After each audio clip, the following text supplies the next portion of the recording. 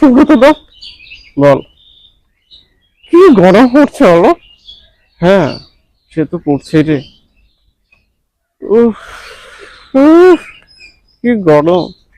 হ্যাঁ, সত্যি সূর্যের খুব তাপ। উফ, আমি তো ঘেমে নিয়ে একাকার হয়ে গেছি।